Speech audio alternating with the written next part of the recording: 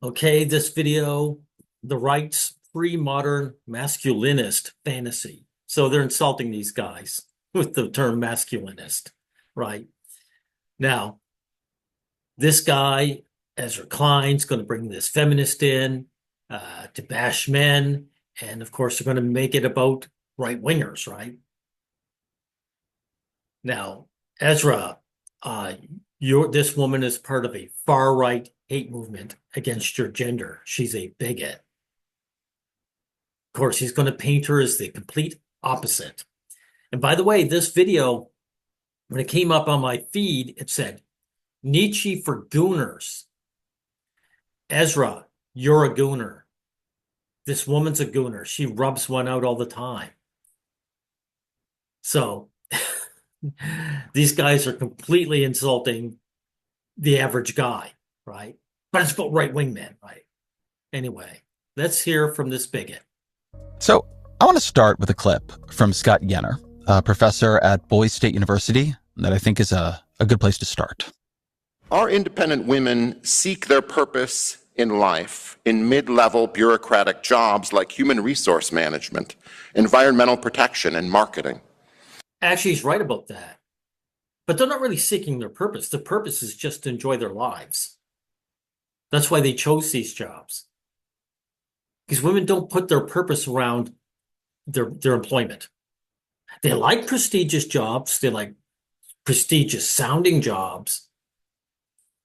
But most women, the reason why there is no glass ceiling, but the reason why people claim there is one is because the gals aren't going to en masse enter jobs that take a lot of work and worrying about the future and climbing. They don't do that, right?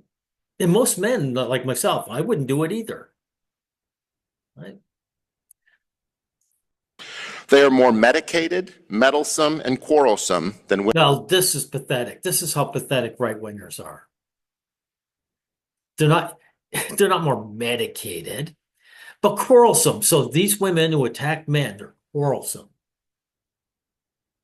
That's like the civil rights movement guys saying these KKK members, they're quarrelsome, right? This is men's love and worship of women getting in the way of facts. Women need to be. Without connections to eternity delivered through their family, such medicated, quarrelsome, and meddlesome women gain their meaning through the seeming participation in the global project. They are agents of the new world, but not new life. You see what this is like? These women aren't shacking up with me. When guys talk about family, that's all they mean. These women aren't shacking up with me. Such women are now the backbone of every left-wing cosmopolitan party in the Western world. This is untrue. These women are far-right bigots, and they have infiltrated the left, and they are systematically destroying the left. So since this guy can't blame women, female nature, he has to go after the left wing. Now, I just want to point out, guys, my most recent video. Where is it here? I got to get it up here. My most recent video is how these right-wing bigots, these female bigots, destroyed the left. The lynching of Cesar Chavez. This man fought for the labor rights of the working class man, and these feminists have destroyed his reputation through lies. So feminists are not left wing.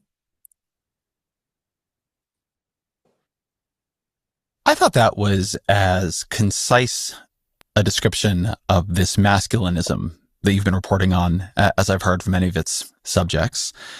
So tell me about him and the view of society. Now, what's so insulting is about guys have talked about this since ancient times. It's like calling like guys like Plato, masculinist, right? You understand him to be spinning out here? Well, as you heard, it's one that's not afraid to be offensive. But the essential thesis is that it's women's role in life to have children. Modern women have been deluded instead into pursuing careers which aren't real jobs. They're not doing anything of any merit anyway. And therefore, their lives will essentially be empty and pointless. But they're not empty. They're enjoying themselves, right? And the point is to just live your life as best you can. So when he says pointless, in other words, they're not shacking up with me. Just remember that. That's all these guys are saying. These women aren't shacking up with me. But I find I like my job. And I also feel that my job is equal social worth to Scott Yenna being in a think tank, right? Like he's hardly a... Now, she's right, guys. And there was nothing special about what I did for a living. When I used to basically take care of lawns, the world could get by without that. Nevertheless, there is some truth to what he says, because if you look at the four corners, foundational jobs that are forestry, farming, fishing, and mining. Only the farming that's the only one that women will actually deal with. Men are the foundation of society, wherever you go. Cancer surgeon, calm down, son. I find it kind of intriguingly repellent, and I think a lot of people do as well. One of the things I heard in that clip is an echo of the J.D. Vance miserable cat ladies clip that went around in the 2024 campaign. We're effectively run in this country via the Democrats, via our corporate oligarchs, by a bunch of childless cat ladies who are miserable at their own lives and the choices that they've made, and so they want to make the rest of the country miserable too. Okay, yeah, that is total bunk. They're not miserable cat ladies.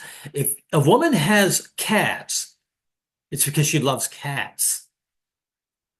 Women like cats better than they do men, so they're not miserable.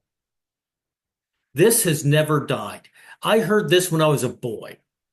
It's just untrue. Period. Which I mentioned because I think it can be easy to look at Yenner and some of the people we'll talk about and think, oh, this is a fever swamp right-wing movement. This is when you've clicked on too many posts on X and the algorithm has found something out about you that you wish it didn't know. But one of the arguments you make in this piece is that masculinism has become a... You're not on X, dude.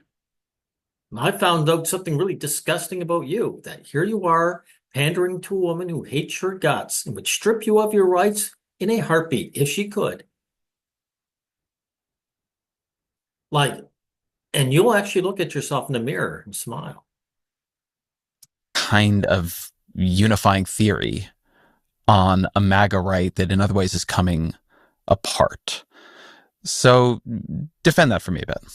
Oh, by the way, MAGA. Notice everything about male is considered right wing. It's smeared with the right wing. And these right wing feminists, like this woman speaking, she's going to be considered painted as left wing when she's not. Right. So you can see the splits in MAGA very obviously at the moment over the war in Iran, American support for Israel as a military ally. That sounds like a British accent. Now, this woman comes from a feminist, fascist shithole country. The United Kingdom completely threw its men under the bus to pander to women like this, bigots like this. I have nothing but contempt for the British Isles. Protectionism versus free trade. There are all these interesting currents that are going on. However, if you asked, do you think feminism has gone too far? How many people in the MAGA coalition are going to push back on that and say, actually, I think we should give more jobs and opportunities to women? So why would they give you more? You're already getting more than men. And men, some guys, men need jobs and education. Because this woman here, she'll be looked after by her society. She's not going to become homeless. The government can't wait to give free money to women like this. Look at the homeless population. It's almost all guys. And so women are already ahead and she wants them to give more. Right. So it's really an attack on men. That's what she's like. This is not an advocacy for women. It's a hate movement that attacks men. Okay. It is this one thing that basically everybody can agree with. Traditional gender roles are better. Equality has been a failed pursuit. It's maybe even an illegitimate pursuit. Empathy, which is... Well, no, it's a great pursuit. It's never been pursued. It's never been pursued. This woman is anti-equality. Look at the dead look on his face. Is there anybody home? Feminine by nature has been misused and is ruining our politics because women and their parties that represent them, the Democrats, feel sorry for all these underdogs who aren't really underdogs. They're kind of cancers on our society, like violent criminals or illegal immigrants. Wow. She's saying that, or is she claiming that's what they mean? So, there is this is a very coherent ideology. And the reason that I wanted to write the piece is I think people are now quite familiar with the idea of the manosphere and the kind of Andrew Tate, these... There you go. Every time. What does Andrew Tate got to do with these right-wingers? You think Tucker Carlson cares anything about what that grifter has to say? He's just a dead horse these people bring out, these bigots like this woman bring out, to try to smear the male population. That's why they go after the manosphere, though, because any guy who comes out with grievances, they're going to just say, you're a part of the manosphere. And they're these terrible right-wing guys. Provocateurs who are creatures of the algorithm. And I wanted to say, well, hang on a minute, actually, there is a really serious ideological and political project here behind this. It has... Creatures of the algorithm. Now, that's very interesting. So, Bigot, whatever your name is, are you suggesting the platforms are right-wing? Like YouTube, when YouTube would push some right-wing grifter like Andrew Tate, are you suggesting it's right-wing and anti-feminist? No, the platform is pro-feminist. It's pro-bigot. And that's why they push these guys, because they use these guys, these manospherians, to paint men in a broad brush, in a negative light. So the algo is pushing them for that reason. It's anti-male. It's an anti-male algorithm. It's got people in think tanks, it's got people who are working in politics, and it has got its kind of intellectual outriders.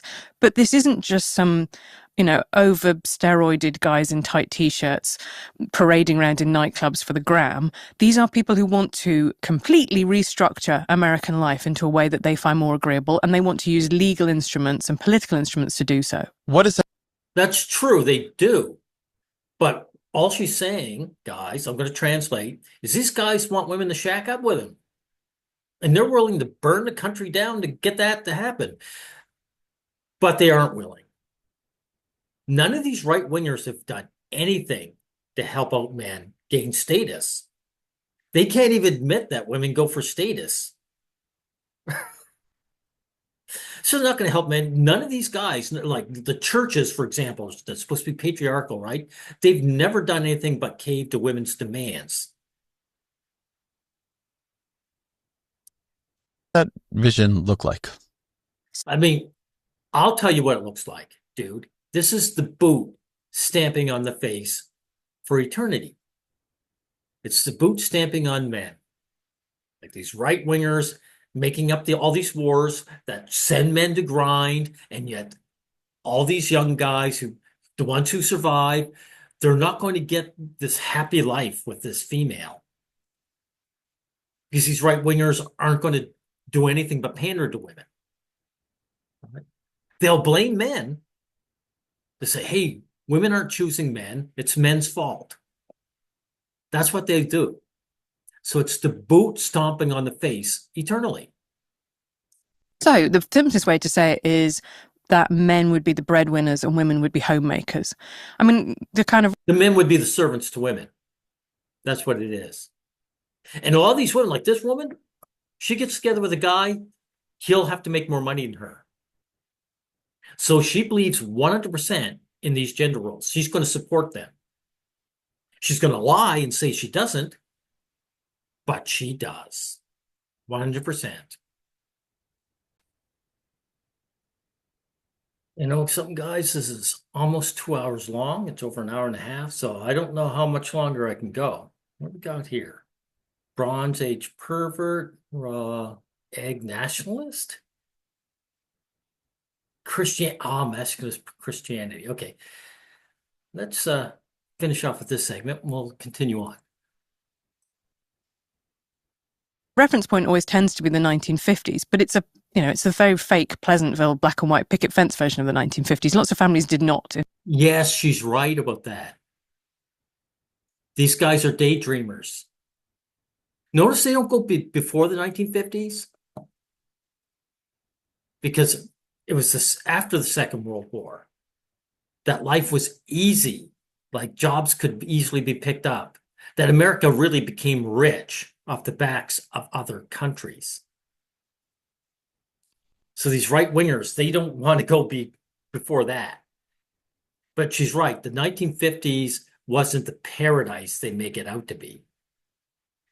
All they're really saying is in the 1950s, women were willing to have male servants, direct male servants. Not like the servants working in the fields, you know. It's like he was right by my side, right? That's what these guys want. They want to be a direct female, servant to a female. In fact, live in that way. But, you would do that, for example, Scott Yenna, he mentioned there, one of his most controversial proposals is this idea of the family wage.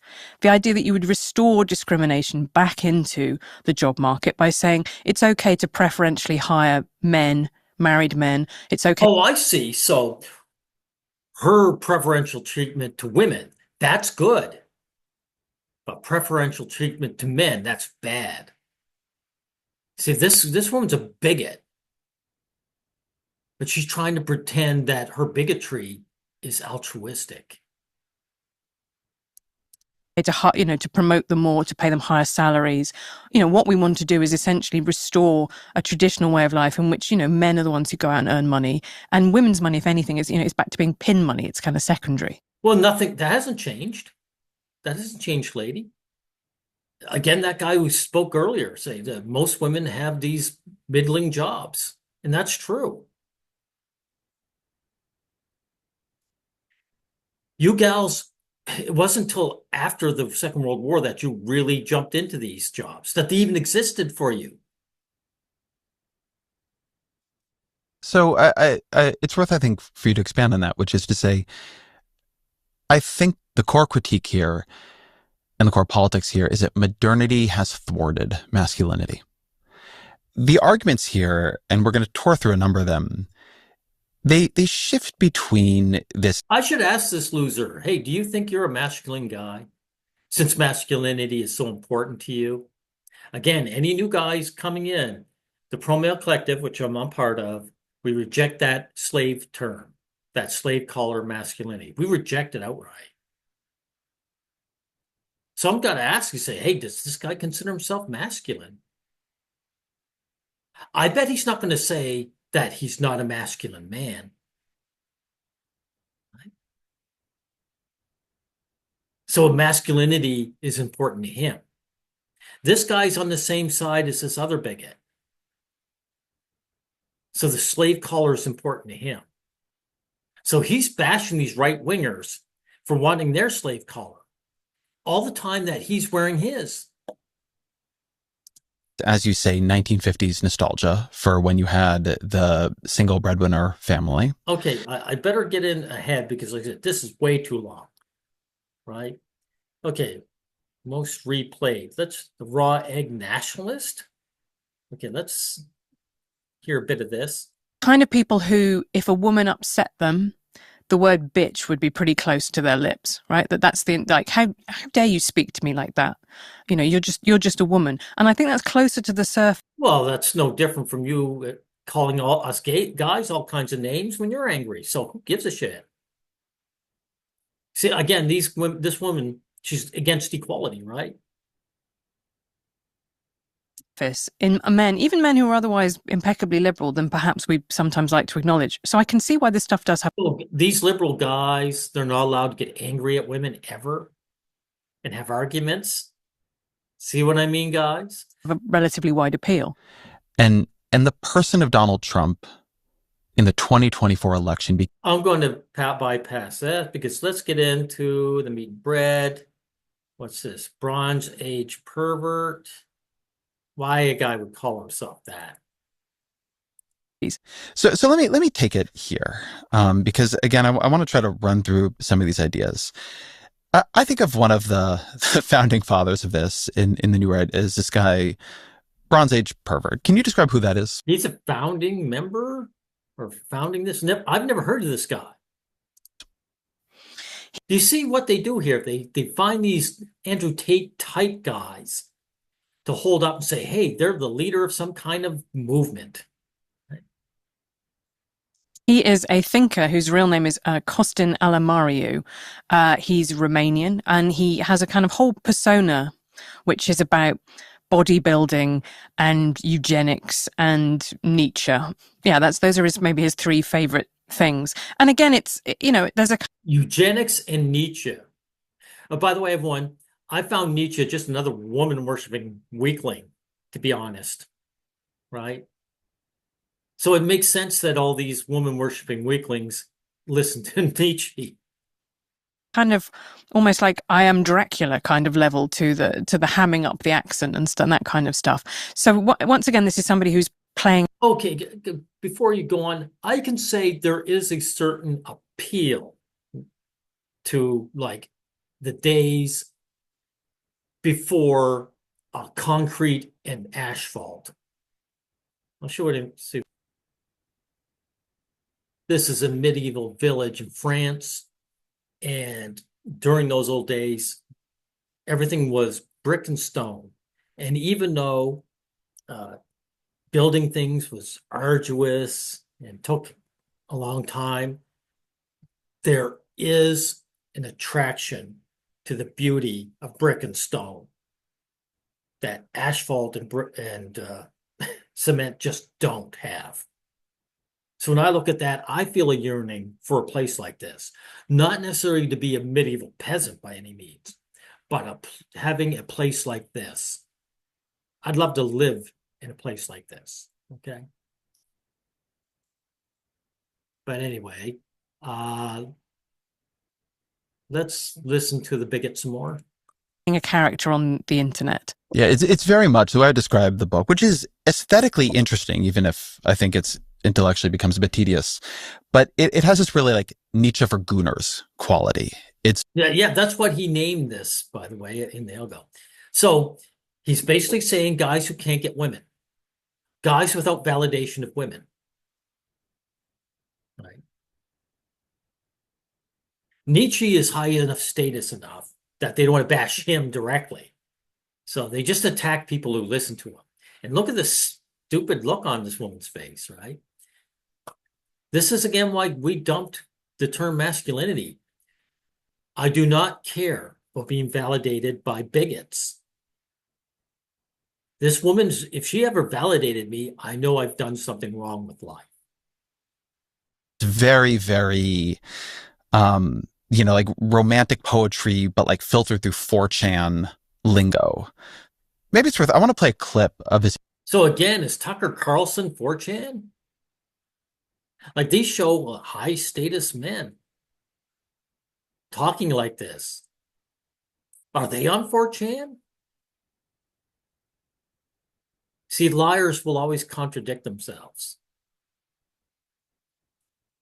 The interview he did with Michael Malice in 2024 talking about the problems of modernity.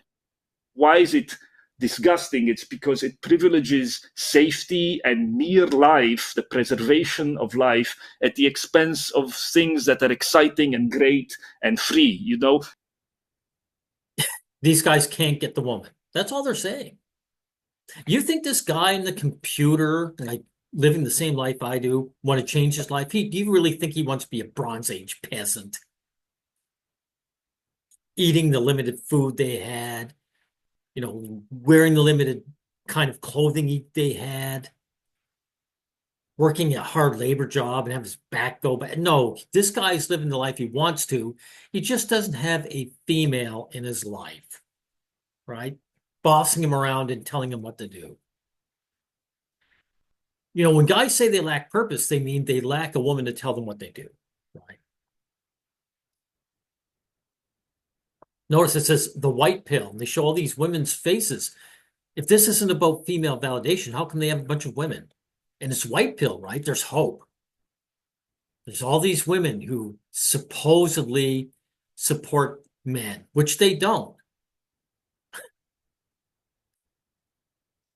And when I wrote this book in 2018, sorry to keep talking, Mike, if I may go. No, this is why you're here. But when I wrote this book in 2018, some people liked it because I expressed myself directly and with humor and so on. And they said, "Oh, okay, Bap, this is very nice, but is it really true?" And then what happened? People will say, "No, I planned it." No, I didn't plan it. The pandemic happened, which basically I think demonstrated the truth of what I'm saying. In the pandemic, in my view, I don't know what this guy's saying, so these guys aren't providing context. Let's get into what they have to say. Book Bronze Age Mindset got written up in the Claremont Review of Books. There are reports that most young staff in the Trump administration had read it. It had become a piece of code passed back and forth. Samizdat. Really, all those guys are 4chan, are they? Right. Anyway, none of those guys want to live that lifestyle either. The reason I think that clip is interesting is it combines the two things the book does, which is this sense that there is something more than mere life, right? He says, the preservation of life at the expense of things that are exciting, great, and free. With the kind of... Any guy who desperately wants a woman in his life is against freedom and against excitement. Just look at the boring, tedious life of a married man. Right? These guys want a slave collar and are trying to claim that it's the complete opposite. Look, you could be a little slave boy like this guy here and his drooping eyes and his sad puppy face talking to one of his betters, right? Campy provocateurism, like, oh, it makes me so excited to hear you say middle-aged, sterile women. What's this idea about privileging safety and mere life over things that are exciting and great? Yeah, but it doesn't matter if women are sterile. Modern day doesn't demand that women give birth, right? Single women abound. Young women in their 20s whose ovaries work perfectly well, they're happy not to be, dragged down by childbearing. Free. Well, this is the idea that women, because of their lack of thymos and testosterone, are, weak and empathetic, and they don't want to put Women aren't empathetic at all. themselves in situations of danger. So this is the idea that essentially the whole world has one kind of giant HR department telling you that you're not allowed to do the things you wanted to do anymore, particularly the kind of things that young men want to do. And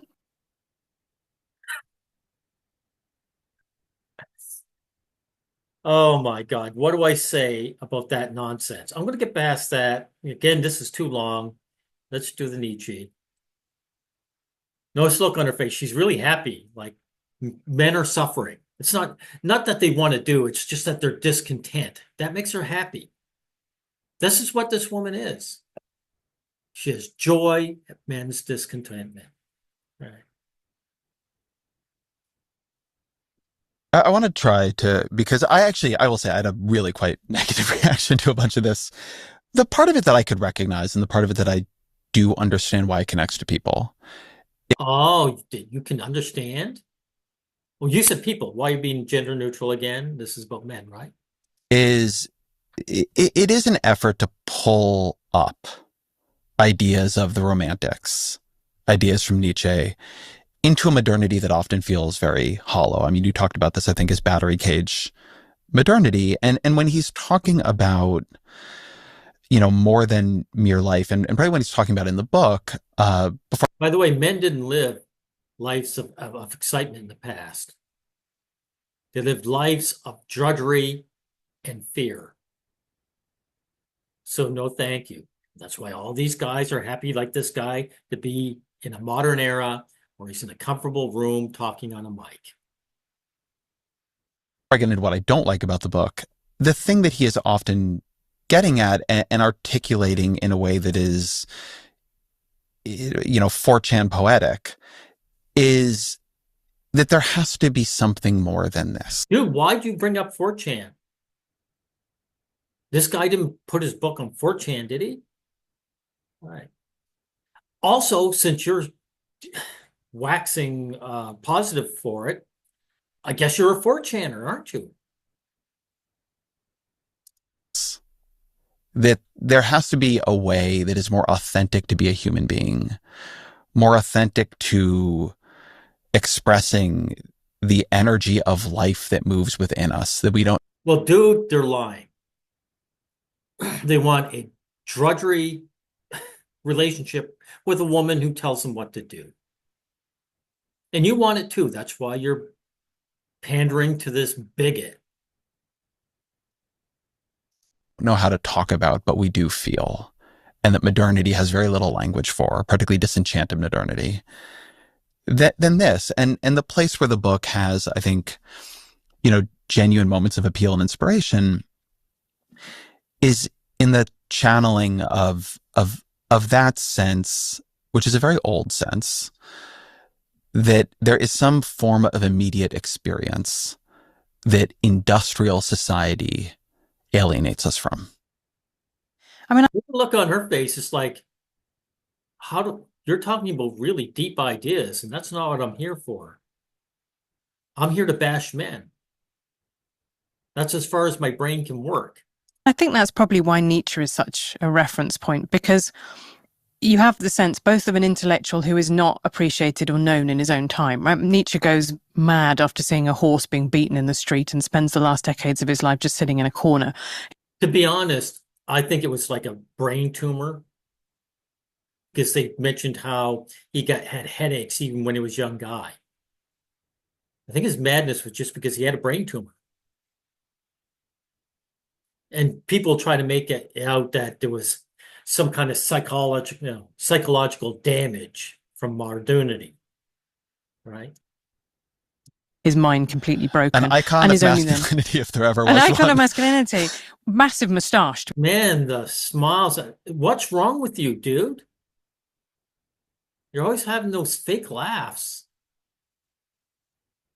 I want you to look at the difference between these faces. This is a sad man. I don't just mean pathetic. He's actually sad. Look at his face.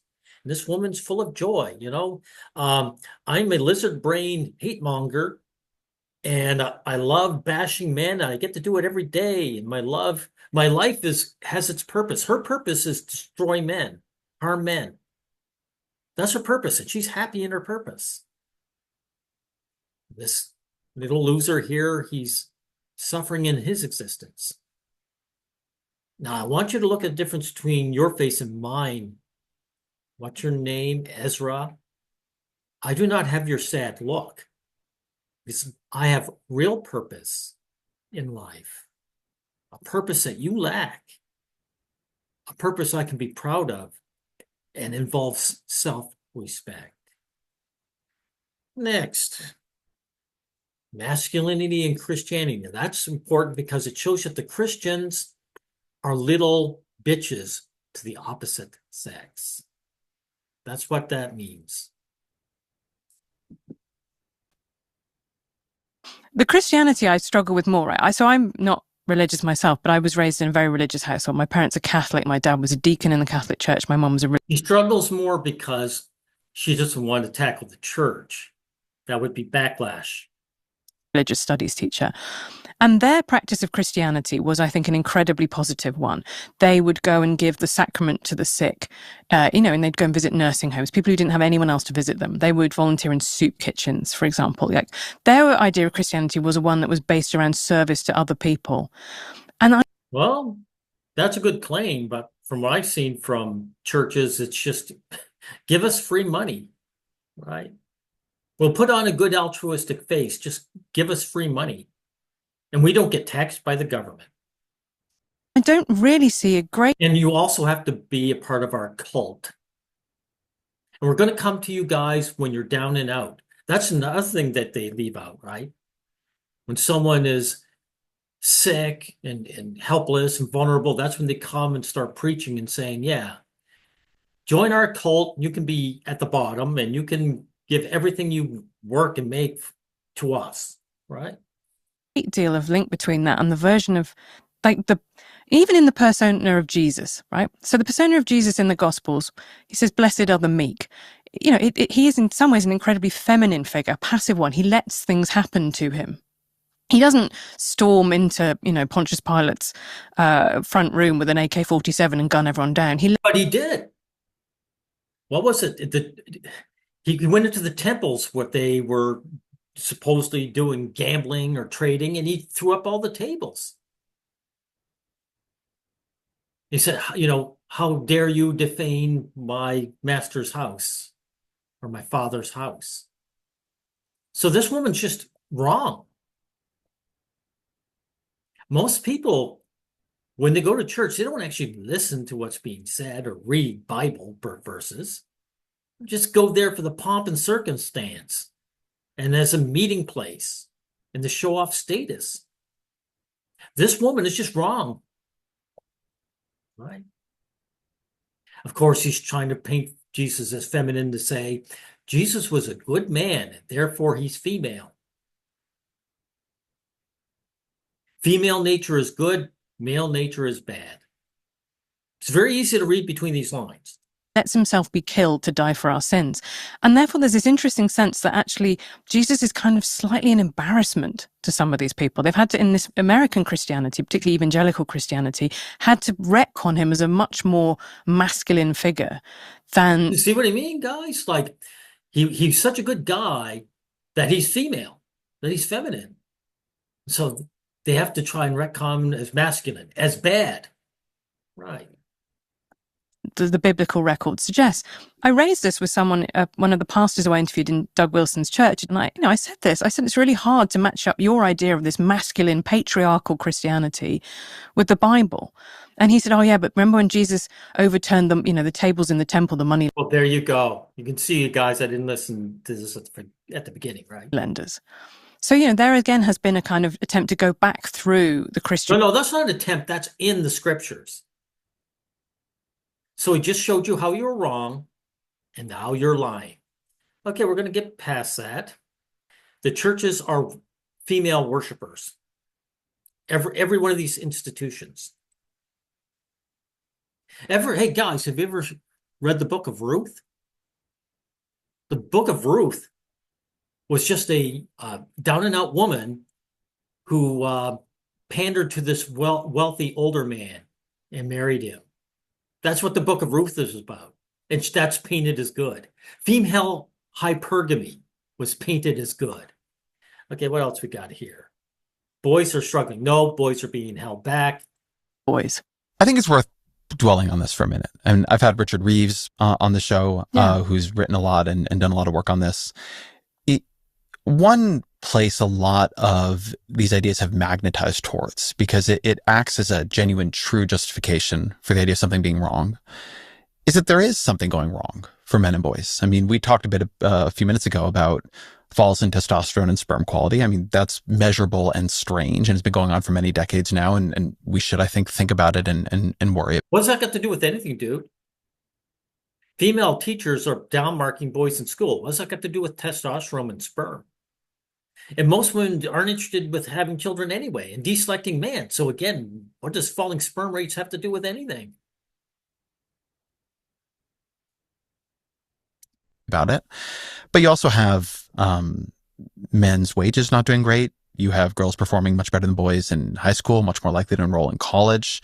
You notice how he paints it. They're performing better. They're not performing better. The guys are being held back. Now, Notice all these guys bring this up like it's brand new. Like, guys, you used to do so much better than women. Now women are outperforming men. You know, we must have taken the shackles off of women that men were holding, we're putting on women and holding them down, right? Girls can finally shine, right? Men today are 5 times likelier than in the 90s to say they don't have any close friends. They are 4 times more likely to die by suicide. Oh, by the way, guys, any newcomers, the reason guys don't have friends because guys make their friends through women. Once they get beyond puberty and become some humans, puberty destroys our brains, right? All of a sudden, these guys say, I want this girlfriend in my life. And married couples tend to get together and form these communities, right? That don't really exist anymore. That's what happens, right? And of course, since women don't shack up with men anymore, men's main progress isn't to make male friends, but just to put their entire lives either trying to get the girl or grieving that they can't get one. That's what men have to stop, right? Sometimes That's what men have to stop doing. this can all get framed as a competitive race with girls, like as if, it would be fine if both genders were dying by suicide. Sad puppy dog eyes. A competition which suggests that both are in the race. The guys have been kicked out of the race. I'm going to get past that. Like I said, this is too long to tackle on. Looks maxing spiral. This is true. Women don't give a shit about looks. They might like the look of a good-looking man, but they'll bypass him for a wealthy, ugly guy anytime. This argument. There's this interesting dimension in a bunch of these books where it does feel to me you're watching, both in these books actually and in culture broadly, men import what has more traditionally been a huge problem for women and girls really quite rapidly, which is women and girls never had any problems, dude, but continue with your bullshit. This obsession with unrealizable body aesthetics.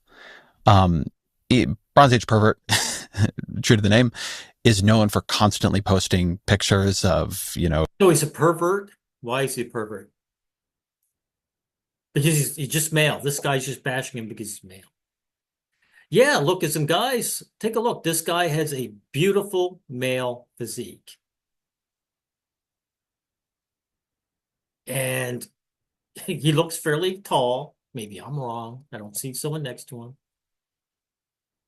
But improving your looks does not get you anywhere. Tanned and muscled male bodies, raw egg nationalist, Charles Cornish Dale, weightlifter, talks a lot about that in his book. There's this whole idea of the pursuit of beauty as a way of aligning yourself to higher good. This is from the Bronze Age pervert mindset. In its sort of weird. Well, puppy dog, it looks like you're well groomed. It looks like you try to keep yourself in shape. But those puppy dog eyes tell me that doesn't mean anything to you in the end, right? It's not getting you where you want to go. Internet grammar. In same way, see from all this that aesthetic physique has the most cosmic significance, and it is because of what I have said so far that aesthetic bodies are a window to the other side because they are the pinnacle of nature. The book is full of just hatred for the obese. He keeps calling it yeasty, physique. It's self-loathing is what it is. The guy can't get validated by people who don't like him. And so he's full of self-loathing. All his efforts only make things worse because this guy is improving his body, doesn't change anything. You now see Clavicular, who, is the biggest streamer of the moment, who is this looks maxer, who has Yeah, but he did succeed because he gained status as a looks maxer, right? Sorry for screwing that up. Looks maxer. He gained status, and that's what women went for. And he got all kinds of female attention. He bought himself a very expensive place to attract women because that's what really attracted them, not his looks, right? Take notes, puppy dog. I think has become deranged and is clearly in a very unhealthy spiral, appearing in court, overdosing on live streaming, as he has this like crazy stack of testosterone and other things that have made him infertile. Like you're watching. But well, who cares if he's infertile? As long as he can still get an erection. Neither gender actually care about having children. Most people treat children like garbage. Children are a means to end to people. Women use it to snare a man's resources. A man uses an excuse to get with a woman. Like a mass social body dysmorphia emerge very rapidly, it seems to me, among men. And one thing I see in the stuff in the New Right, like this is like the one place, I want to talk about this more broadly, but the one place where they seem to have an idea of self-mastery or discipline for men, but it's all this homosocial weightlifting competition. That's the interesting. Homosocial? Did he say the word? Are you homophobic, dude? Are you bashing the gays?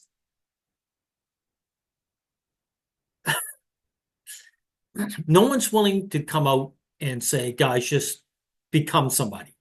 Become wealthy and famous. I don't want to go too far. Helen Andrews and I don't know what this is. Let's check this one out. We've been talking here about various essays and books written by the men of this, but one of, I think, the most influential essays in the space that is also framed as more of an actionable set of policy ideas is by Helen Andrews in her essay, The Great Feminization, Helen Andrews. Okay. Feminization. So that's what we need when talking about men's issues, asking women who are our oppressors. That woman you're talking to, Ezra, she's our oppressor. Who's Helen Andrews and what was the argument of that piece? Helen Andrews writes for Compact magazine, and the argument with that, it starts one of those really useful jobs that you talk about. Exactly. So the guy said, women become writers, even if what they write is garbage and bigoted. It doesn't matter. They got themselves an easy job. That's why women don't shack up with men anymore. They don't need us to give directly to give them resources, right? With Larry Summers being outed from president of Harvard in the 2000s. And this is the kind of first moment, really, when there were so many women in academia that they had a hysterical overreaction to his public comments that maybe there weren't so many women in STEM because, they're just innate lack of aptitude or interest, essentially. Yeah, interest, exactly. You can complain about the aptitude all you like, but the interest is a fact, right? They get upset, right? And this is portrayed as this kind of warning sign of like the feminist freakouts that are going to dominate the next 2 decades. And then Andrews goes on to make this case. Well, they're not freakouts, they're attacks. That you have far more female lawyers, far more female doctors, far more female academics, and they are not interested in the pursuit of truth and justice and rigor. That's a fact. That has been proven.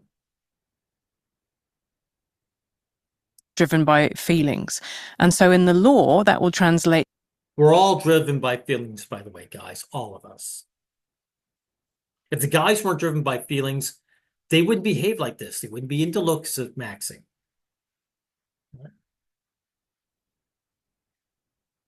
But the point is to be empathetic, to look at the other group of people and have principles and say, okay, the golden rule, I don't want this done to me, so I don't want that done to them. The gals tend to think of only their in-group, right? They're willing to sacrifice the stranger, is what I'm trying to say. This is what this boils down to. A male judge, if you get past the gender issues, right? A male judge can be generally trusted better than a female judge, right? He's better at being neutral. To the fact that they will just feel quite bad for criminals and kind of not want to discipline them and punish them appropriately. In academia, it means that you stop asking hard questions with uncomfortable answers and you instead end up having No. Female judges love to punish male criminals. It's the female criminals that get off with either a wrist slap or scot-free. We can prove that in the pro-male collective. A kind of hippie kumbaya drum circle where everybody talks about their positionality. And there is obviously something there that spoke to a lot of people. I mean, the reason that I wrote about it is that, again, I had this sense of smoke and sand. And then I tried to go through the specific evidential claims that were being made and see whether or not they stack up. One of which being that wokeness is an epiphenomenon of demographic feminization. There's something to practice as a tongue. Yeah, this is bullshit. There's no such thing as woke. It's feminism.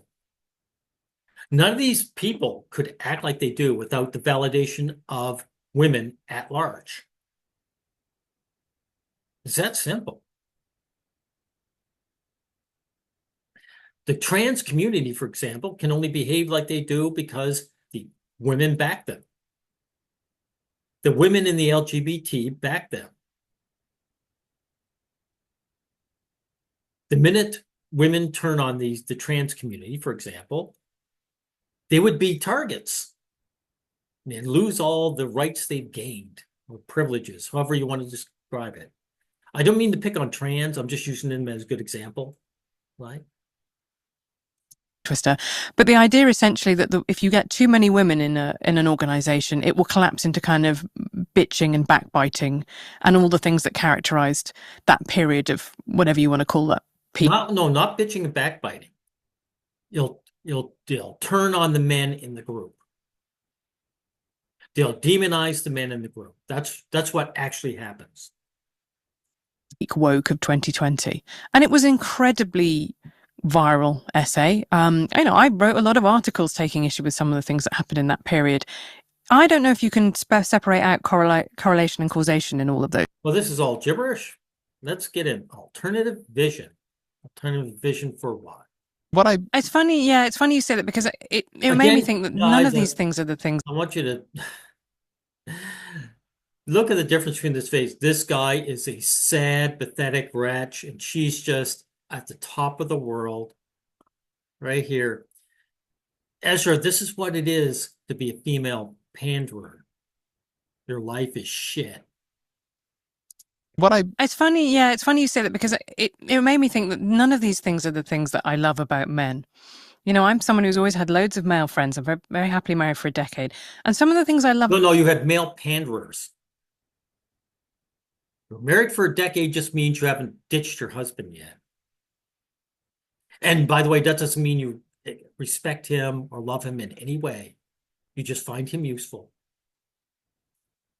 About men are, for example, their ability to become completely nerdily obsessed with very stupid things. You know, just... There you go. So when men focus on something, we're obsessed. And if it's not something that women like, it's nerdy. Right? It's very easy to read between the lines to these bigots. It's like that level of intensity of focus. I absolutely love my dad's terrible jokes that are passed into family lore that we all repeat back to him. You know, there are just so many different models of... Wow, she's jabbing at her father. He's such a stupid man and his stupid jokes. Masculinity that are just... I think the word I would put... How is that masculine, though? How is having lame jokes masculine? Comfortable. You know, that idea of the great thing that you become a dad, or you follow your interests and you become comfortable with the person you are and you just radiate that. Maybe you are a bit weird. Maybe you're into model trains, whatever it might be. That's all good. You know, you'd like There's nothing weird about being into model trains. How is trains weird? See, she's not interested in it, guys, and therefore it's stupid. Right? And here's something else. That is 100% far better than being obsessed with your gender. Pandering to women is a drain of everything worthwhile about a man. His labor, his time, and his soul. So when this guy, if her father's into model trains, that means he's doing something positive with his life.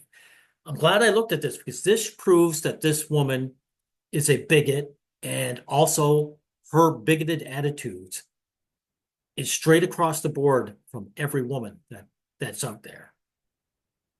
This is how they view men. It's like if your interest isn't something that interests me, then it's stupid, right? Read a lot of books about the Second World War. All of these things are very true of many of my friends. I was just having a conversation about it with somebody who said, "Oh yeah, no, my friend's boyfriend got really into all this stuff," and of course they're not together anymore, right? So Well, there you go, right? He didn't validate me. He didn't center his entire existence around me, so they're not around anymore. Right. So women don't want to be with anxious, controlling men. So men being interested in these stuff these interest that she doesn't like, that's controlling. How? Notice she didn't describe anything about controlling behavior. And as a result of the fact that they can earn their own wages and we have divorce, they don't have to be. So you have to find some way in which they have to put up with it. But, I just think. Notice she went from saying guys have stupid jokes and they're interested in geeky things like trains. It's geeky because it doesn't interest women, to like men are just controlling it. Women have to deal with that. That was an incredible segue. If you really want a successful relationship with a woman, probably looks maxing is less good than being thoughtful, sending a gift occasionally. Yeah, this is bullshit, guys.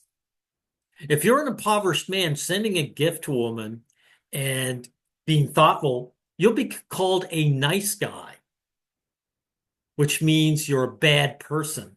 That's what happened. This is the gaslighting. And look at this stupid half smile on this dead-eyed loser.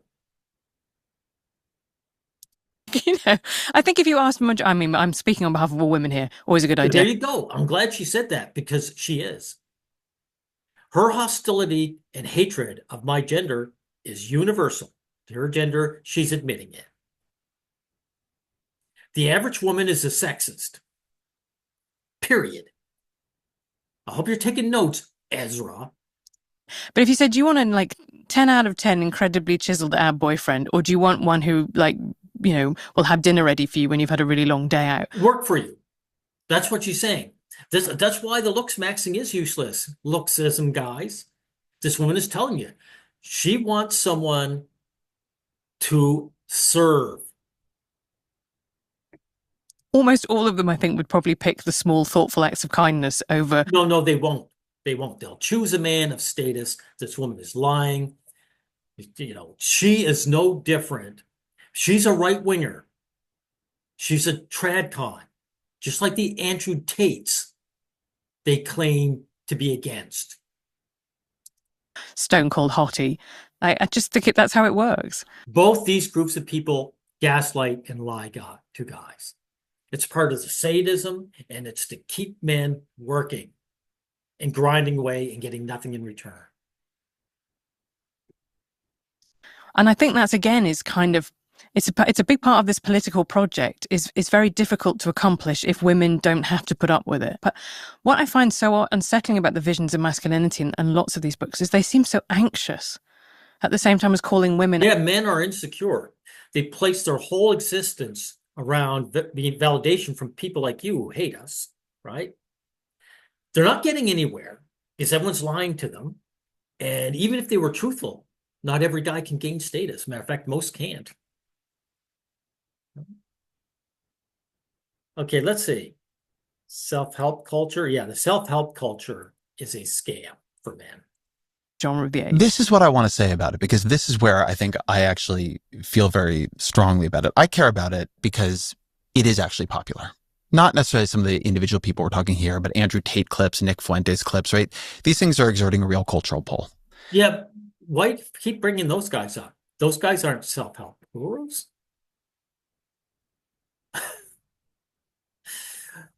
Well, maybe Tate is. But actually, I see them, they're abound. Why are they going after these guys all the time? These guys they have no imagination whatsoever. The internet is full of these guys. They could bring any one of these guys up What was one that I saw before? Charisma on Command.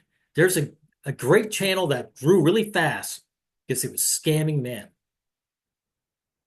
But he wasn't doing look maxing. He was doing, improve your charisma, right?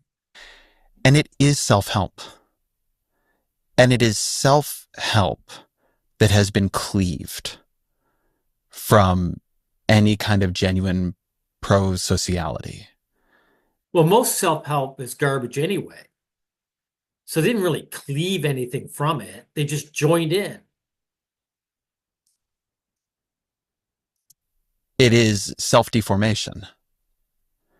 And that, I think, is really dangerous. I see this in a weird way with clavicular. Psychology, by the way, is the same as self-help.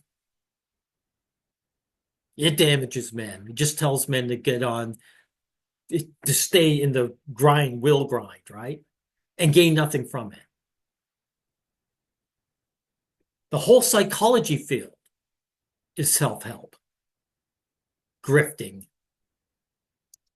This look maxer. Here's somebody who is cleaved. The desire to become maximally attractive from all the things that desire is supposed to do for you. But he's miles ahead of a guy like you because your effort is to like pander to some bigot like this woman. Kiss her ass. He's way ahead of you. Clavicular, he gained status. He actually did get the girls. So we'll get past this. MAGA, I'm not going to bother with MAGA. New rights policy. Women exiting the right. Women aren't exiting the right. This is a right winger. This is a right winger right here. She's a far right bigot, dude. And you know something? I'm not going to give any more voice to you terrible people. Ezra, you're a bad person. Definitely so is this bigoted woman here, this man hater.